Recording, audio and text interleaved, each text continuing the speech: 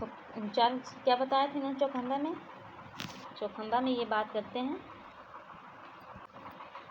ग्राम, मंडल, प्रांत व केंद्र की। उसके बाद चौखंबा शासन में राज्य की सशस्त्र सेना केंद्र के अधीन, सशस्त्र पुलिस प्रांत के अधीन व अन्य पुलिस जो है वो मंडल, ग्राम के अधीन होगी। सशस्त्र सेना होगी केंद्र के अधीन, सशस्त्र पुलिस होगी प्रांत के अधीन और जो अन्य पुलिस है वह होगी मंडल और ग्राम के अधीन। चौखंबा शासन का उद्देश्य है व्यक्ति को राजनीतिक, सांस्कृतिक और आर्थिक स्वतंत्रता प्रदान करना। इन्होंने अंग्रेजी हटाओ अभियान भी चलाया। लोहिया ने अंग्रेजी हटाओ अभियान भी चलाया। उसके बाद दंड शक्ति का प्रयोग निष्पक्षता से, न्याय हेतु विधि का अनुकूलन होना चाहिए। इन्होंने भारतीय संघात्मक शासन का विरोध किया जो केंद्रीकरण पर आधारित है। इनके अनुसार भारत में जिला अधिकारी और जनपद शासन में केंद्रीकरण पर जो जिला अधिकारी और जनपद प्रशासन है वो केंद्रीकरण पर आधारित है, जो लोकतंत्र स्वतंत्रता के लिए क्या है तो नकारात्मक है। विश्व संसद एवं विश्व सरकार की बात करते हैं। सप्त क्रांति की अवधारणा इनके द्वारा दी गई। तो देखिए सप्त क्रांति क्या है, तो इन्होंने 7 क्रांतियाँ बतलाई है। पहला है स्त्री पुरुष की समानता हेतु क्रांति। दूसरा है चमड़ी के रंग पर रची राजकीय, आर्थिक और दिमागी असमानता के विरुद्ध क्रांति। तीसरा है संस्कारगत जन्मजात जाति प्रथा के खिलाफ और पिछड़ों के विशेष अवसर के लिए क्रांति। विदेशी गुलामी के खिलाफ चौथा है तथा स्वतंत्रता एवं विश्व लोकतंत्र के खिलाफ क्रांति। पाँचवा है निजी पूंजी की विषमताओं के खिलाफ और आर्थिक समानता के लिए तथा योजना द्वारा पैदावार बढ़ाने हेतु क्रांति। छठा है निजी जीवन में अन्यायी हस्तक्षेप के खिलाफ लोकतंत्र पद्धति के लिए क्रांति। और सातवां है अस्त्र शस्त्र के खिलाफ और सत्याग्रह के लिए क्रांति। और ये समाजवादी समाज की संकल्पना देते हैं। पिछड़ा वर्ग आंदोलन एवं अंग्रेजी विरोधी हैं। सामाजिक परिवर्तन पिछड़ा वर्ग आंदोलन के समर्थक हैं। इन्होंने राम मनोहर लोहिया ने कांग्रेस के विरोध में पिछड़ों जातियों को लामबंद किया तथा गैर कांग्रेस दलों को एकत्रित किया। और इनके अनुसार कांग्रेस की विजय का मूल कारण विपक्षी दलों के बीच एकता का अभाव है। इन्होंने हिंदी भाषा का समर्थन किया। चलिए संघर्ष को ये 3 प्रकार का बतलाते हैं, फावड़ा, मत तथा जेल। संघर्ष 3 प्रकार कौन? फावड़ा, मत तथा जेल। फावड़ा का अर्थ है कर्मशीलता, मत जनतंत्र, जेल बुराइयों के प्रतिरोध का सीधा उपाय है। ये बात करते हैं लोहिया जी। चलिए स्टार्ट। अब इनसे जुड़े प्रश्नों को हम लोग सॉल्व कर लेते हैं। तो समाजवादी नीति के विविध पक्ष, ये पुस्तक है राम मनोहर लोहिया की। जयप्रकाश नारायण ने राजनीतिक के किस आधार पर विशेष बल दिया? तो जयप्रकाश नारायण ने आर्थिक आधार पर बल दिया। हम लोग जयप्रकाश नारायण को भी देख लेते हैं। ये हमारे जो इंपॉर्टेंट थिंकर इसके बारे में हम लोग देख लेते हैं। इसके बाद सिर्फ क्वेश्चन करेंगे, नहीं तो क्लास बहुत ज़्यादा लंबी हो जाएगी। तो जयप्रकाश नारायण के बारे में भी देख लेते हैं। देखिए जयप्रकाश नारायण का जन्म है 11 अक्टूबर 1902 में बिहार के छपरा जिले में। सिताब दियारा इनका गांव था। जयप्रकाश नारायण अपने इंटर की परीक्षा के बीच ही छोड़कर वर्ष 1921 में गांधी जी के असहयोग आंदोलन में सम्मिलित हो जाते हैं। इनकी रचनाएं हैं प्रिजन डायरी 1976 की है, a plea for reconstruction of Indian polity 1959 की है, टू वर्ड्स टोटल रिवोल्यूशन 1978 की है, जो संपूर्ण क्रांति है उनकी 1978 की है, सोशलिज्म सर्वोदय एंड डेमोक्रेसी 1964 की है। इनकी समाजवादी धारणा जो थी, इन्हें लोकनायक के रूप में पहले जाना जाता है। देखिए नारायण जी को लोकनायक के रूप में भी जाना जाता है। और इन्होंने समाजवादी विचारों को विकास के क्रम में 3 खंडों में वर्गीकृत किया है। पहला मार्क्सवादी समाजवाद जो कि 1917 से 1920 में रहा। उसके बाद लोकतांत्रिक समाजवाद जो कि 1920 से 1935 तक रहा। और तीसरा है गांधीवादी समाजवाद या सर्वोदय जो कि 1935 से 80। इन्होंने समाजवाद के 3 वर्गों में विभक्त किया। और उसके बाद देखिए इनकी रचना है वाई सोशलिज्म जो कि 1936 में है। वर्ष 1949 में अपने एक लेख माई पिक्चर ऑफ सोशलिज्म में जयप्रकाश नारायण ने विचार दिया, ग्राम पंचायत के द्वारा सहकारी खेती की जाएगी, भारी उद्योगों पर राज्य का स्वामित्व प्रबंधन होगा, छोटे उद्योगों पर उत्पादों के नियंत्रण होना चाहिए और राज्य की भूमिका सीमित होनी चाहिए। ये इन्होंने विचार दिए थे किसमें? तो माई पिक्चर ऑफ सोशलिज्म जो इनकी पुस्तक है 1949 की। उसके बाद जयप्रकाश नारायण ने मानववाद की भी बात की है। तो ये मानव के स्वभाव को संतुलित व्याख्या करते हैं। इनकी धारणा थी कि मनुष्य मूलतः केवल अच्छा या बुरा नहीं है। इनके अनुसार मानव का स्वभाव प्रकृति प्रदत्त तत्वों और सामाजिक कारकों से मिलकर निर्धारित होता है। मनुष्य में अच्छा और बुरा बनने की संभावना एक साथ विद्यमान रहती है। इनके अनुसार मानव स्वभाव को कोई रूढ़ तत्व नहीं माना। इनके अनुसार मनुष्य के स्वभाव व आचरण को प्रयासों में माध्यम से बदला जा सकता है। और जयप्रकाश नारायण ने मानव केंद्रितता को किसी भी सामाजिक, राजनीतिक और आर्थिक व्यवस्था की सार्थकता का मानदंड माना है। इन्होंने पूंजीवाद और समाजवादी व्यवस्था तथा औद्योगिक सभ्यता का इस आधार पर विरोध किया कि इन व्यवस्थाओं में मनुष्य का यंत्र इस व्यवस्थाओं में मनुष्य को क्या माना जाता है? तो मात्र यंत्र माना जाता है।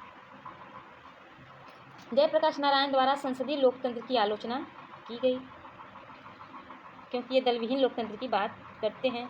जयप्रकाश नारायण की लोकतंत्र की संकल्पना दलविहीन लोकतंत्र की बात ये करते हैं। इन्होंने लोकतंत्र की व्यवस्था में अनिवार्य नैतिक अपेक्षाएं मानी हैं, जो कि जनता के लोकतांत्रिक के लिए नैतिक प्रशिक्षण दिया जाए, आवश्यकताओं का परिसीमन, स्वतंत्रता के साथ दायित्वों की व्यवस्था भी हो, आर्थिक न्याय हो और सामाजिक क्रांति हो। और जो जेपी नारायण थे वे इंदिरा गांधी के विरोधी भी थे।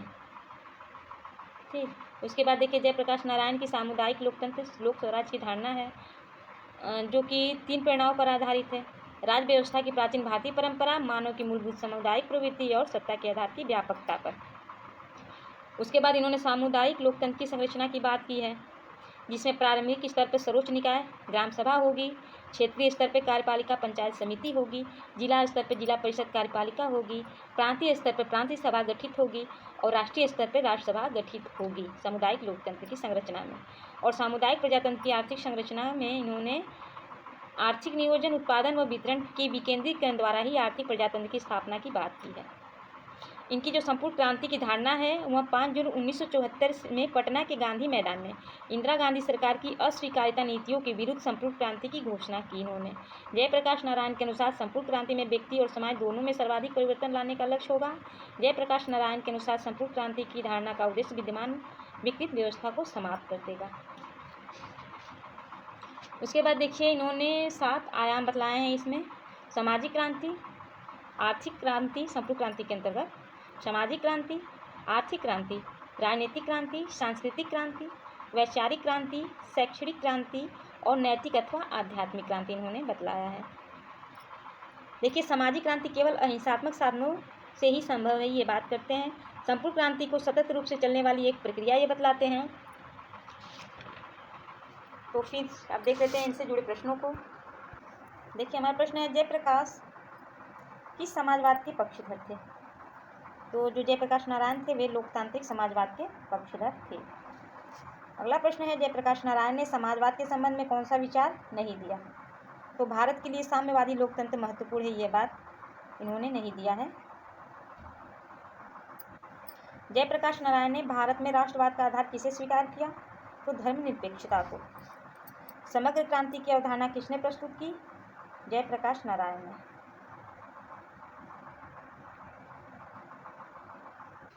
अगले हमारे थिंकर जो है दीनदयाल उपाध्याय, इनके बारे में भी कुछ जान लेते हैं। इनका जन्म होता है 25 सितंबर 1916 को। 1937 में राष्ट्रीय राज सेवक संघ के सदस्य बनते हैं। राष्ट्रधर्म पांचजन्य साप्ताहिक तथा स्वदेश दैनिक पत्र का ये संपादन करते हैं। राष्ट्रधर्म पांचजन्य तथा स्वदेश साप्ताहिक तथा स्वदेश। 1967 में भारतीय जनसंघ के अध्यक्ष निर्वाचित होते हैं। इनके राष्ट्रीय उत्तराधिकारी अटल बिहारी वाजपेयी माने जाते हैं। इनके राष्ट्रीय उत्तराधिकारी कौन माने जाते हैं? तो अटल बिहारी वाजपेयी। इनकी देखिए रचनाएं हैं दीनदयाल की। सम्राट Chandragupta Maurya, the two plants जो 1958 की है। रेवोल्यूशन ए ग्रेट फॉल 1966 की है। इंटरगल ह्यूमनिज्म जो है 1967 की है। अखंड भारत है, जनसंघ सिद्धांत और नीति है। ये आध्यात्मिक और भारतीय चिंतन की बात करते हैं। मार्क्सवादी चिंतन का विकल्प बतलाते हैं। इन्होंने कहा है कि समाज के वर्गों में विभाजित नहीं माना, इन्होंने समाज में संघर्ष के बजाय सहयोग पर बल दिया और उनका विचार मानववादी है। इन्होंने समाज में श्रमिक पूंजीवाद की पद्धति के विभाजन के बजाय मानवीय संबंधों में आंतरिक एकता पर बल दिया है। इसलिए समाज में सभी व्यक्तियों का कर्तव्य है कि वे वंचित व्यक्तियों की सहायता करें। वंचित जो व्यक्ति हैं उनकी क्या करें? सहायता करें। अंत्योदय की बात करते हैं ये। अंत्योदय का शाब्दिक अभिप्राय है कि समाज में विद्यमान सबसे वंचित और गरीब व्यक्ति का उत्थान होना चाहिए। जो समूचे समाज का नैतिक दायित्व है, उनका यह विचार गांधी के समान प्रतीत होता है। इनके अनुसार समाज के वंचित वर्गों के उत्थान के बिना राष्ट्र शक्तिशाली नहीं हो सकता और जिस प्रकार परिवार में सभी व्यक्तियों को उचित हिस्सा प्राप्त होता है, ठीक उसी प्रकार समाज में भी वंचित वर्गों को उसका जो हिस्सा है वह हमें उसे ध्यान में रखना चाहिए। इन्होंने एकात्मक मानवतावाद पर विचार दिया। सभी मानव समान है। समाज एक आंगिक इकाई है और जिस प्रकार शरीर के विभिन्न अंग एक दूसरे के अंदर संबंधित है, ठीक उसी प्रकार समाज में विद्यमान प्रत्येक व्यक्तियों के बीच एकांगिक एवं पूरकता का संबंध पाया जाता है, जिसलिए व्यक्तियों के बीच मतभेद का भाव नहीं होना चाहिए। एकात्मक मानवतावाद का ये बात करते हैं। सांस्कृतिक राष्ट्रवाद संबंधी विचार देते हैं। इनके अनुसार राष्ट्र में निम्नलिखित तत्वों की आवश्यकता होती है: भूमि और जनता की, सामूहिक इच्छा, सभी की भावना की, सिद्धांतों का समुच्चय जो भारत के धर्म में रूप में विद्यमान है, और जीवन के आदर्श की। उसके बाद राष्ट्र और राज्य में अंतर ये बतलाते हैं। इन्होंने जब एक मानव समुदाय के समक्ष एक व्रत विचार या आदर्श रहता है और वह समुदाय किसी भूमि विशेष का मातृभाव देखता है तो वह क्या कहलाता है, तो वह राष्ट्र कहलाता है। और राज्य कहते हैं केवल भौगोलिक सीमाओं को व्यक्त करता है, जबकि राष्ट्र एक सांस्कृतिक संकल्पना है। राष्ट्र का निर्माण कुछ शाश्वत मूल्यों एवं आदर्शों की आधारशिला पर होता है, जिससे उसे राष्ट्र की आत्मा माना जा सकता है। राष्ट्रवाद में संकीर्णता के लिए कोई स्थान नहीं है। मानव की चेतना की चरम अभिव्यक्ति विश्व के हितों के एक साथ एकाकार हो जाने में है। राज्य की तुलना में राष्ट्र क्या है, प्राथमिक है। राष्ट्र एवं दल की बात करते हैं। इनके अनुसार राष्ट्र सदैव दल में प्राथमिकता होना चाहिए। राष्ट्र में एकात्मक चेतना और मनोवैज्ञानिक लगाव होना चाहिए। स्वराज संबंधी विचार देते हुए इन्होंने 3 अनिवार्य पक्ष बतलाए हैं। जो राज्य उन लोगों द्वारा संचालित हो जो राष्ट्र के अंग हैं। राज्य का संचालन राष्ट्रीय हितों के अनुकूल किया जाए और राष्ट्रीय हितों के संरक्षण संवर्धन कार्य के सामर्थ्य स्वयं में हो, और राजनीतिक स्वतंत्रता राष्ट्रीय हित के लिए समर्पण और स्वावलंबन स्वराज की आवश्यक तत्व हो। क्रांति संबंधी विचार देते हैं और भारत के लिए संघात्मक व्यवस्था के बजाय ये एकात्मक शासन का समर्थन करते हैं। दीनदयाल जो हैं ये भारत के संघात्मक व्यवस्था के बजाय एकात्मक शासन के समर्थक हैं। भारत में धर्मनिरपेक्ष राष्ट्र का निर्माण हो। उनके अनुसार भारत में राज का कोई पूजा पद्धति नहीं हो, परंतु भारत के सांस्कृतिक मूल्यों को प्राथमिकता दी जानी चाहिए। राष्ट्रभक्ति समाज भक्ति की जो भगवान भक्ति है, राष्ट्रभक्ति है, समाज भक्ति है, वही भगवान भक्ति है। राज्य व राष्ट्र के मध्य साधन और साधक का संबंध है। व्यक्ति की व्यक्तित्व स्वतंत्रता पर राज्य द्वारा मनमाना नियंत्रण नहीं होना चाहिए। इन्होंने आर्थिक विचार दिया है और उसकी अर्थव्यवस्था की विशेषता बतलाई है। प्रत्येक व्यक्ति का न्यूनतम जीवन स्तर के प्रति आश्वस्त करना हो, और उन्होंने लघु उद्योग और कुटीर उद्योग पर बल दिया है। अर्थव्यवस्था को ये विकेंद्रित करने का समर्थन करते हैं। राष्ट्र में व्यक्ति की सुरक्षा के सामर्थ्य की व्याख्या करते हैं। व्यक्ति और राष्ट्र की न्यूनतम आर्थिक आवश्यकताओं की पूर्ति के लिए साधन उपलब्ध कराना, प्रत्येक व्यक्ति और स्वस्थ व्यक्ति को उपयुक्त रोजगार के अवसर प्रदान करना, प्रकृति के संसाधनों का अमित तेजता से उपयोग करना, और राष्ट्र की आवश्यकताओं उपलब्ध संसाधनों के आधार पर तकनीकी के विकास करने की ये बात करते हैं। पूंजीवाद है आर्थिक प्रणाली और समाजवादी व्यवस्था दोनों की ही आलोचना की है इन्होंने। और मानवीय अर्थशास्त्र का बल, पूंजीवादी आर्थिक प्रणाली और समाजवादी व्यवस्था दोनों की आलोचना करते हैं और मानवीय अर्थव्यवस्था पर ये बल देते हैं। तो इनसे जुड़े प्रश्नों को हम लोग कर लेते हैं। तो दीनदयाल जी ने राजनीतिक दर्शन का पहला सूत्र किसे माना जाता है, किसे माना है? दीनदयाल जी ने माना है किसे? तो माना है संस्कृति निष्ठा को। संस्कृत निष्ठा को राजनीतिक दर्शन का पहला सूत्र मानते हैं दीनदयाल उपाध्याय जी। अब अगली हमारी जो थिंकर आती है पंडिता रमाबाई। तो पंडिता रमाबाई के विषय में भी कुछ हम लोग देख लेते हैं। देखिए, पंडिता रमाबाई एक भारतीय ईसाई समाज सुधारिका और सामाजिक कार्यकर्ता थी। इनका जन्म होता है 23 अप्रैल 1858 को कर्नाटक के कनारा जिले में। इनके पिताजी जो थे वे संस्कृत के विद्वान थे। इन्होंने हिंदू धर्म में महिलाओं की स्थिति पर प्रश्न उठाए तथा ईसाई धर्म को अपना लिया। इन्होंने पितृसत्तात्मक समाज का विरोध किया। इनके द्वारा 1989 में भारत सरकार द्वारा इनके नाम पर डाक टिकट जारी किया गया। इनके नाम का 1989 में इनके नाम का भारत सरकार द्वारा डाक टिकट जारी किया गया। उसके बाद देखिए इनकी जो रचनाएं हैं, the high cast Hindu women जो कि 1887 की है, ए टेस्टिमनी 1917 की, स्त्री धर्म नीति 1882 की, वॉयस टू इंग्लैंड 1883 की, फेमाइन एक्सपीरियंस इन इंडिया 1890 की, द न्यू टेस्टामेंट 1924 की, the life of the Christ 1924 की, history of the Brahmo Samaj, आलो life story and travel in India, peoples of the United States and rise and fall of the Aryan race. ये क्या है? ये इनकी पुस्तकें हैं। इन्होंने महिला सुधार संबंधी विचार दिए और 1882 में महिलाओं की स्थिति में सुधार लाने के लिए इन्होंने पूना में आर्य महिला समाज की स्थापना की, जो पहला भारतीय महिला संगठन था। उसके बाद देहाती स्त्रियों की शिक्षा की बढ़ोतरी तथा बाल विवाह का रोक पर इन्होंने बल दिया। 1887 में रामाबाई एसोसिएशन की स्थापना की, जिसमें भारत में धर्मनिरपेक्ष स्कूल खोलने के कार्य किए गए। इसमें 10 वर्ष तक आर्थिक मदद दी जाएगी। 1889 में विधवाओं के आश्रय देने लिए सादा सदन की स्थापना की। मुक्ति मिशन की स्थापना, जिसमें महिलाओं को शिक्षा की व्यवस्था और प्रशिक्षण दिया गया। 1989 में पथभ्रष्ट स्त्रियों के उद्धार हेतु उद्धार गृह शुरू किया इन्होंने कृपा सदन के नाम से। भारत की ये पहली नारीवादी थी और इन्हें सरस्वती का सम्मान दिया गया। 1881 में आर्य महिला सदन की स्थापना की। इनकी पहली मराठी पुस्तक थी स्त्री। 1881 में आर्य महिला सदन की स्थापना करती हैं। उनकी पहली जो मराठी पुस्तक थी वह थी स्त्री धर्म नीति, जो कि 1882 में प्रकाशित होती है। इन्होंने विधवा विवाह के समर्थन किया, रूढ़िवादी सामाजिक व्यवस्था का विरोध किया, जिसमें बाल विवाह और घरेलू हिंसा के विरुद्ध आवाज़ उठाई, और इन्होंने मराठी में the cry of Indian women भी लिखी है। हिंदू धर्म और पितृसत्तात्मक समाज की ये आलोचना करती हैं। ईसाई धर्म की स्वीकार करती हैं। 1883 में रमाबाई ने ईसाई धर्म स्वीकार कर लिया और उन्होंने अपना नाम मैरी रख लिया, और उनकी पुत्री मनोरमा ने भी ईसाई धर्म स्वीकार किया और उन्होंने मराठी में the people of United states का लेखन भी किया है। इनके अनुसार हिंदू धर्म में महिलाओं की स्थिति अत्यधिक प्रतिकूल है और मनुस्मृति जैसे धर्मशास्त्र में महिलाओं को द्वितीय स्थान प्राप्त है। इन्होंने वैदिक युग की प्रशंसा की, जिसने पुरुष महिला के बीच समानता विद्यमान थी।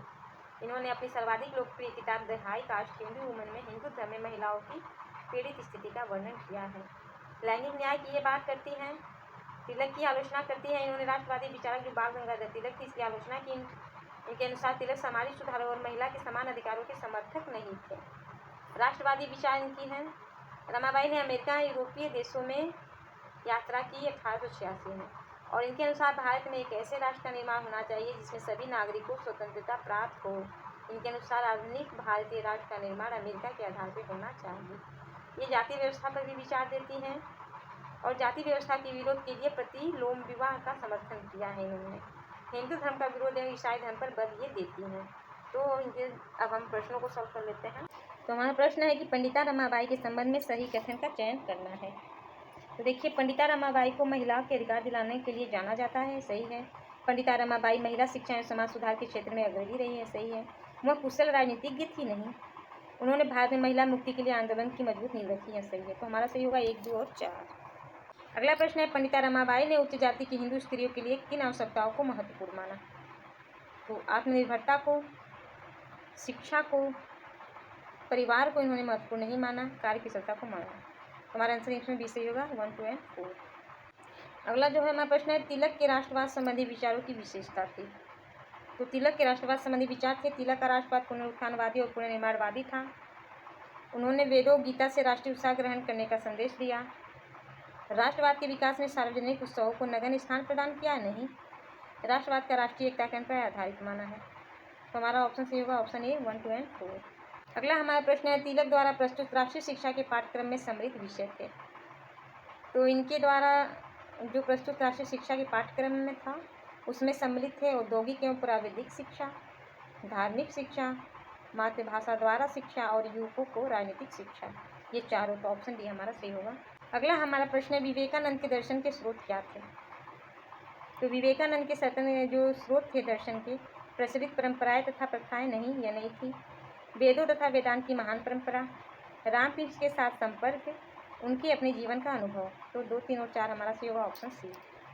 अगला हमारा प्रश्न है, विवेकानंद का वेदांत दर्शन किन स्तंभों पर आधारित था? तो विवेकानंद का वेदांत जो दर्शन था वह आधारित था मानव की वास्तविक प्रकृति की ईश्वरी है, जीवन का लक्ष्य उस ईश्वरी प्रकृति की अनुभूति है और सभी धर्मों का मूल लक्ष्य समान है, स्वयं का विवेक ही धर्म है। तो यह बात नहीं करते हैं। तो ऑप्शन ए हमारा सही होगा 1, 2 और 3। अगला हमारा प्रश्न है, रविन्द्रनाथ टैगोर के स्वतंत्रता संबंधी विचार क्या थे? रविन्द्रनाथ टैगोर के स्वतंत्रता संबंधी विचार क्या थे? तो टैगोर ने व्यक्तियों की सकारात्मक स्वतंत्रता पर बल दिया।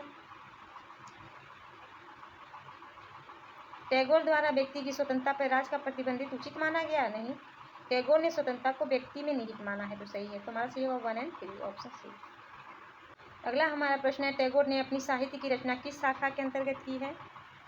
तो टैगोर ने कविता और गान, कथा और उपन्यास, नाटक और प्रबंधन और शिल्पकला, इन चारों के रूप में की है अपनी रचना। 1, 2 और 3, 4 चारों से होता है हमारा। अगला प्रश्न है, गांधी जी के अनुसार अहिंसा की अवस्थाएं कौन सी थी?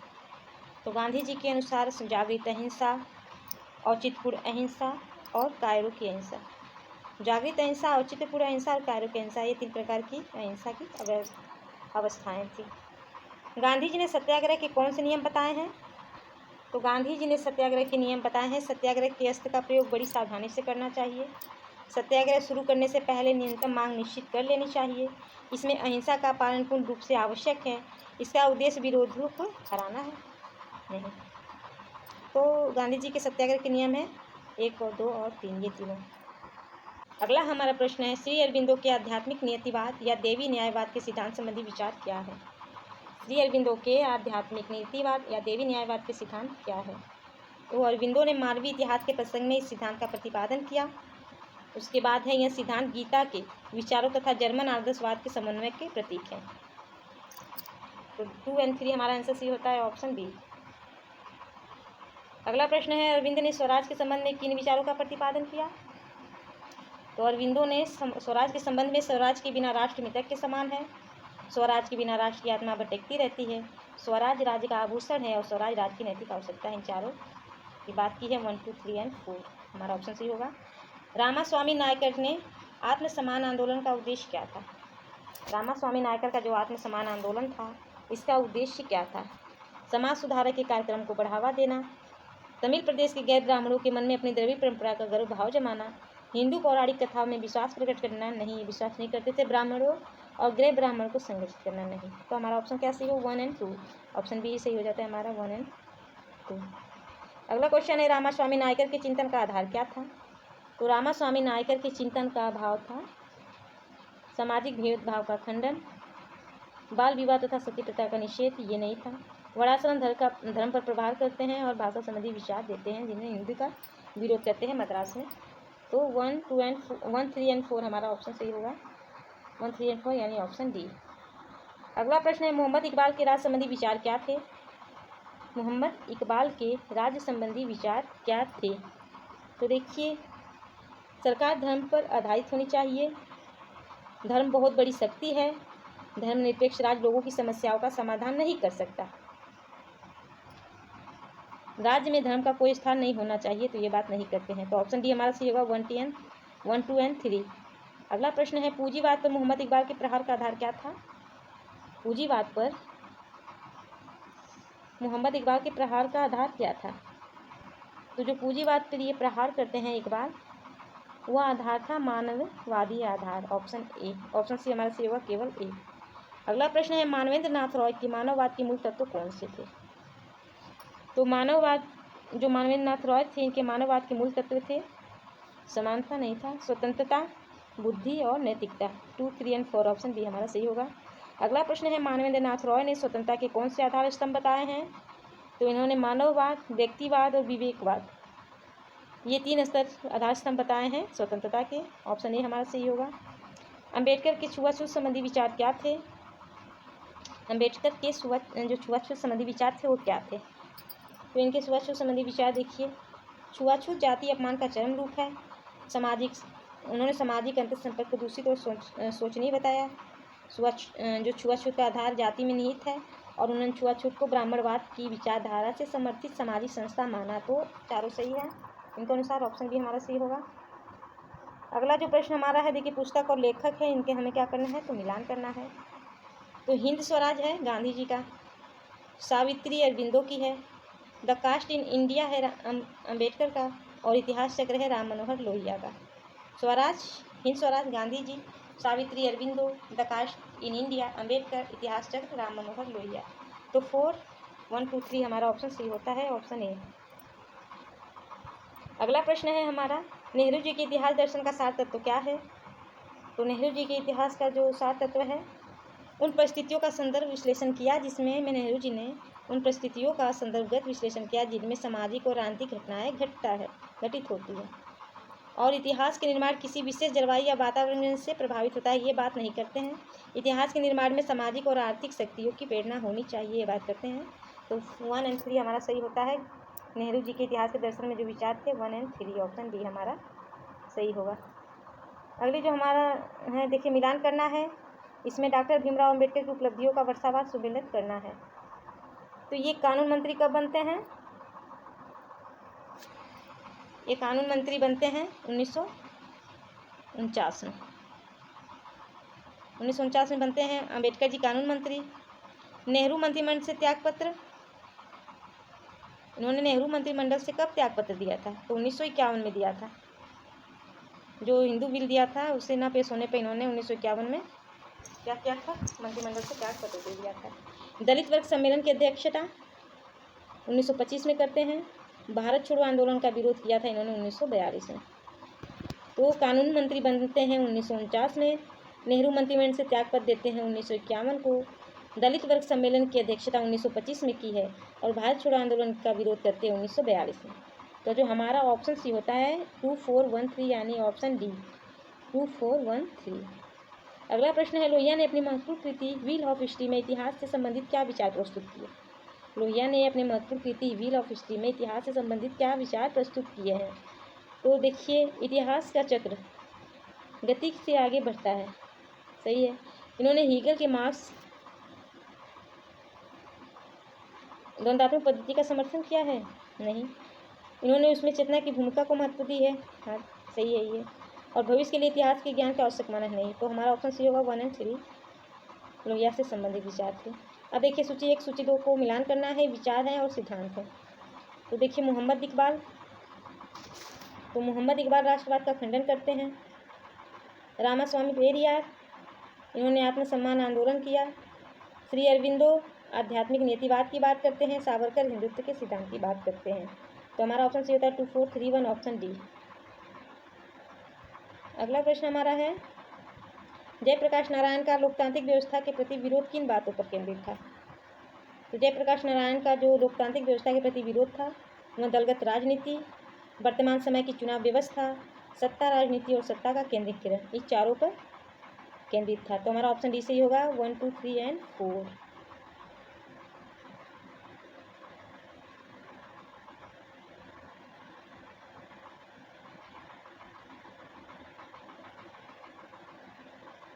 अगला जो हमारा प्रश्न है, जयप्रकाश की समग्र क्रांति की अवधारणा का अभिप्राय क्या है?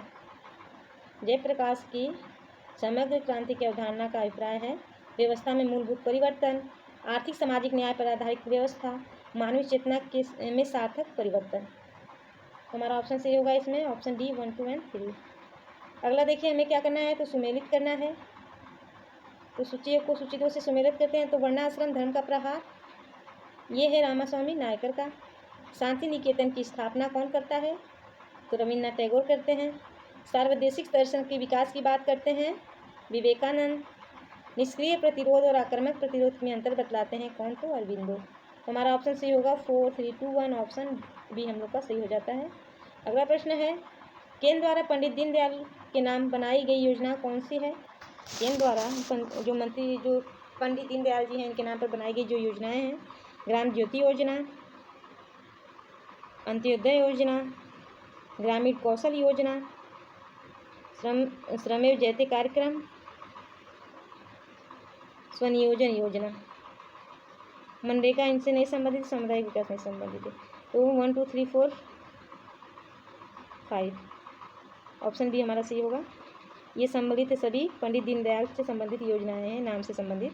ग्राम ज्योति योजना, अंत्योदय योजना, ग्रामीण कौशल योजना, श्रमेव जयते कार्यक्रम और स्वनियोजन योजना, ये पांचों संबंधित है दीनदयाल उपाध्याय के नाम से संबंधित कार्यक्रम। अब देखिए, हमें सूची 1 का सूची 2 से मिलान करना है। तो the high cast Hindi women किनकी थी? पंडिता रमाबाई की। गीता रहस्य है, गीता रहस्य किसका है? गीता रहस्य बाल गंगाधर तिलक का। बाल गंगाधर तिलक के बारे में हमने नहीं पढ़ा, चलिए बाद में देख लेंगे। अभी मॉडर्न इंडिया, तो ये जो मॉडर्न इंडिया है यह है विवेकानंद की। कड़िका जो है वो रविन्द्रनाथ टैगोर की है। तो हमारा सही होगा 3142। 3142 जो होगा ये हमारा सही होगा ऑप्शन बी। देखिए, अगला प्रश्न है, अम्बेडकर ने संसदीय प्रणाली की सफलता का कारण क्या माना? अम्बेडकर ने संसदीय प्रणाली की सफलता का कारण क्या माना है?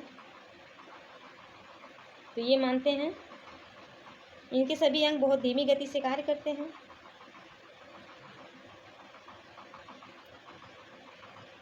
उसके बाद देखिए, कार्यपालिका के मार्ग में विधायिका तथा न्यायालय कभी कभी बाधा उत्पन्न करते हैं। 1 और 2। निर्वाचन प्रतिनिधियों में जनता का पूर्ण विश्वास होता है? नहीं। इसमें वंशानुगत शासन नहीं होता, ये नहीं होता। हमारा ऑप्शन सही होगा ऑप्शन सी। चलिए मिलान करते हैं। गांधी जी से संबंधित अन्य विद्वान की पुस्तक जो है, जो कि गांधी जी से रिलेटेड है, यह किस विद्वान की है, इसका मिलान हमें करना है। तो गांधी धर्म और समाज, गांधी धर्म और समाज ये है शंभुनाथ त्रिपाठी की। द गांधीयन वे इनके बोस की। गांधी एवं गांधीवाद कृपलानी की। स्टडी इन गांधीज्म जो है यह है वीपी सीतारमैया की। तो गांधी और धर्म समाज Shambhunath Tripathi. The Gandhian way NK Bose. Gandhi एवं गांधीवाद जेबी कृपलानी।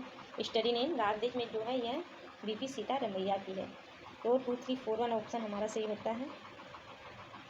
देखिए 1, 2, 4, 1, 3 है ना, 2, 4, 1, 3 ऑप्शन सी। नेहरू जी के पंचशील सिद्धांत कौन से हैं?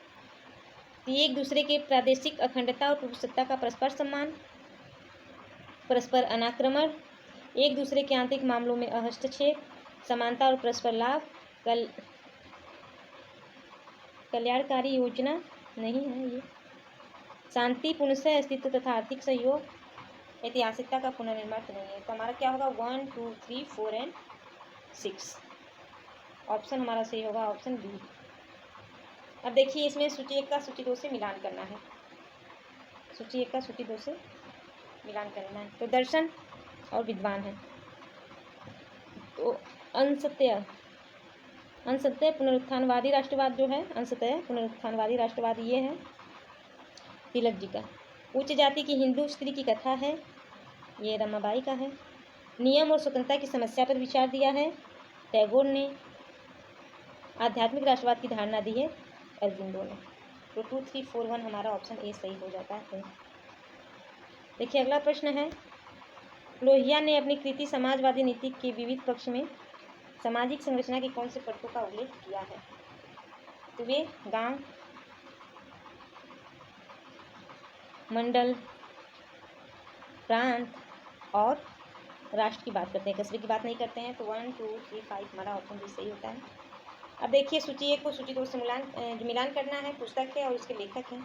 तो द लाइफ ऑफ डिवाइन यह किसकी पुस्तक है? तो द लाइफ ऑफ डिवाइन है श्री अरबिंदो की। गीतांजलि है रविन्द्रनाथ टैगोर की। India and her problem Vivekananda की। समाजवाद क्यों जयप्रकाश नारायण की। तो 1, 2, 3, 4 सीरियल नंबर से चारों सही है। हमारा ऑप्शन सही होगा ऑप्शन ए 1, 2, 3, 4। अगला प्रश्न है, पंडित दीनदयाल उपाध्याय के विचारों के संबंध में सही कथन क्या है, चयन करना है। तो स्वतंत्रता के पुनर्रचना के लिए विशुद्ध भारतीय तत्व दृष्टि प्रदान करना सही है। उन्होंने देश की एकात्मक मानववाद की प्रगतिशील विचारधाराएं दी, सही है। उनके जीवन दर्शन का पहला सूत्र है संस्कृति निष्ठा, यह भी सही है। उनका सनातन धर्म में विश्वास था, ये भी सही है। तो 1, 2, 3, 4 ये चारों दीनदयाल उपाध्याय के विचारों से संबंधित विचार हैं। अगला कथन है, देखिए ये कथन और कारण के क्वेश्चन है, तो हमें सिर्फ क्वेश्चन हम पढ़ेंगे, बाकी आप यहीं पे देख लीजिए। ए में दिया गया है कि ए और आर दोनों सही है तथा आर ए की सही व्याख्या करता है। बी में है ए और आर दोनों सही है परंतु आर ए की सही व्याख्या नहीं करता है। सी में है ए सही है किंतु आर गलत है। और 4 है कि ए गलत है किंतु आर जो है वो सही है। चलिए इन क्वेश्चनों को हम बाद में कर लेंगे, इकट्ठे हम लोग कथन और कारण के क्वेश्चन करेंगे। आज का वीडियो हम यहीं समाप्त करते हैं। अगर आप लोगों को क्लास पसंद आई हो तो आप लोग इसे ज़रूर लाइक करें और ज़्यादा से ज़्यादा शेयर करें। और अगली वीडियो में हम लोग सिर्फ क्वेश्चन देखेंगे, अब डिटेल नहीं देखेंगे। तो ये जो कूट के क्वेश्चन है लगभग 40 क्वेश्चन है, इसमें कथन और कारण के ये क्वेश्चन है और प्रीवियस जो कुछ क्वेश्चन है हमारे 3rd यूनिट के, तो इसको हम लोग देखेंगे। मिलते हैं नेक्स्ट वीडियो में। धन्यवाद।